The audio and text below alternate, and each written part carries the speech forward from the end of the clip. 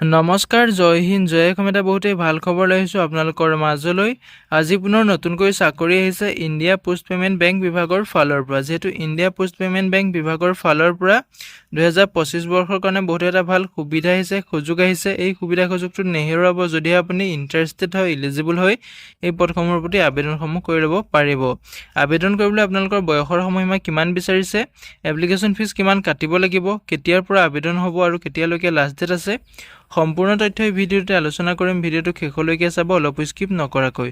যদি ভিডিঅ'টো ভাল পায় তেনেহ'লে এটা লাইক কৰিব আৰু মোৰ চেনেলটোলৈ যদি প্ৰথমবাৰ কাৰণে আহিছে তেনেহ'লে চেনেলটো ছাবস্ক্ৰাইব কৰিবলৈ নাপাহৰিব। লগতে ভিডিঅ' ডেছক্ৰিপশ্যনত মই হোৱাটছআপ চেনেলৰ লিংক দিছোঁ, তাতো গৈ আপোনালোকে হোৱাটছআপ চেনেলটো ফ'ল' কৰি ল'ব, যাতে প্ৰতিদিনে জবৰ আপডেটসমূহ সকলোতকৈ আগতীয়াকৈ পাই থাকিব পাৰে। যিহেতু ইণ্ডিয়ান পোষ্ট পেমেণ্ট বেংক বিভাগৰ ফালৰ পৰা 348টা পোষ্ট মুকলি হৈছে। এই পোষ্টসমূহত আপুনি কেনেদৰে আবেদন কৰিব, সম্পূৰ্ণ তথ্য ভিডিঅ'টোত আলোচনা কৰিম। ভিডিঅ'টো শেষলৈকে চাব, অলপ স্কিপ নকৰাকৈ।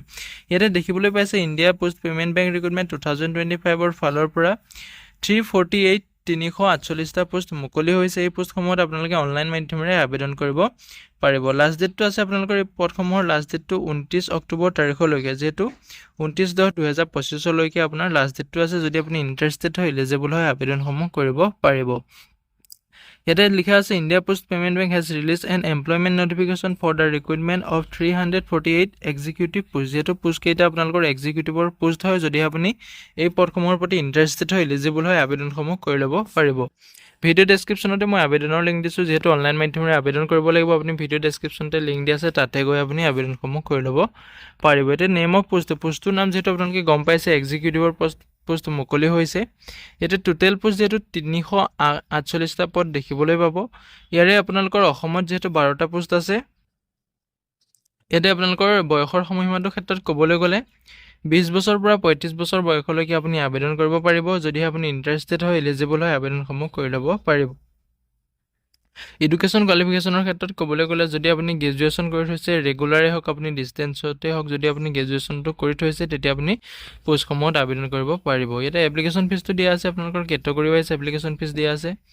SC, ST, PWBDৰ কাৰণে আপুনি 150 টকাকৈ এপ্লিকেশ্যন ফিজ কাটিব লাগিব। বাকী OBC, জেনেৰেল, আদাৰ্ছৰ কাৰণে মানে আপুনি 750 টকাকৈ এপ্লিকেশ্যন ফিজ কাটিব লাগিব। হাউ টু এপ্লাই ক্ষেত্ৰত ক'বলৈ গ'লে যদি আপুনি পদসমূহত ইণ্টাৰেষ্টেড হয়, ইলিজিবল হয়, যিহেতু ভিডিঅ' ডেছক্ৰিপশ্যনতে আবেদনৰ লিংক দিছোঁ, তাতে গৈ আপুনি আবেদনসমূহ কৰি ল'ব পাৰিব। যদি আপুনি প্ৰথমবাৰ কাৰণে পোষ্ট পেমেণ্ট বেংকত আবেদন কৰিব বিচাৰে তেনেহ'লে আপুনি ৰেজিষ্ট্ৰেশ্যন কৰি ল'ব লাগিব। যিহেতু অনলাইন এপ্লিকেশ্যন লিংকত ক্লিক কৰি আপুনি ৰেজিষ্ট্ৰেশ্যন কৰি ল'ব লাগিব, তেতিয়াহে আপুনি আবেদনসমূহ কৰিব পাৰিব।